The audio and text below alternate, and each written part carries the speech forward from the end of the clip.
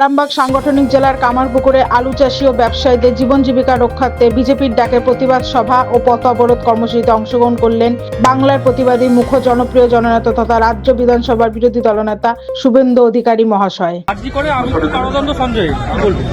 প্রথম কথা বলি, আইন তৈরি হয় তো মানুষের জন্য, এবং আমিও একজন মানুষ, যার হুঁশ আছে সেই তো মানুষ। সমাজ পরিবার কেউ খুশি নয়। ভারতীয় ন্যায় সংহিতাতে ক্যাপিটাল পানিশমেন্ট দুভাবে ছিল, আছে একটা মৃত্যুদণ্ড, একটা আজীবন কারাদণ্ড। মহামান্য বিচারপতি তার ক্ষমতার বলে তিনি দিয়েছেন। আমি তার কলম বা তার রায়কে আইনগতভাবে চ্যালেঞ্জ করছি না। পরিবার সিবিআই তদন্তে খুশি নয়।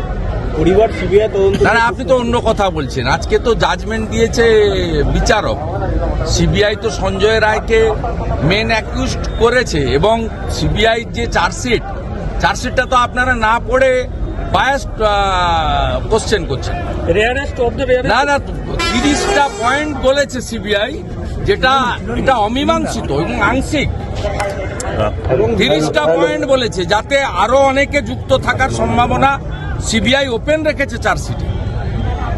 কিন্তু সিবিআইটা বিষয় নয়, বিষয়টা হচ্ছে বিচারপতির হাতে যে ক্ষমতা ছিল তাতে তিনি ক্যাপিটাল পানিশমেন্ট চার্জ ফ্রেম করেছিলেন শনিবার।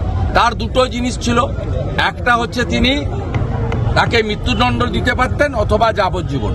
তিনি যাবজ্জীবন কারাদণ্ড দিয়েছেন, সেটা তার এখতিয়ার, আমি সেটা নিয়ে প্রশ্ন করছি না।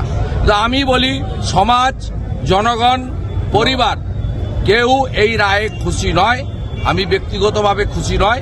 এই রকম যে এদের জীবজন্তুর সঙ্গে তুলনা করা মুশকিল, এসব লোককে ক্ষুধার্ত নেকড়ের সামনে ছেড়ে দেওয়া উচিত। Bureau report, D Bangla news. সব খবর সবার আগে পেতে আমাদের চ্যানেলটি সাবস্ক্রাইব করুন এবং পাশে থাকা বেল আইকনটিতে ক্লিক করুন, লাইক ও শেয়ার করুন।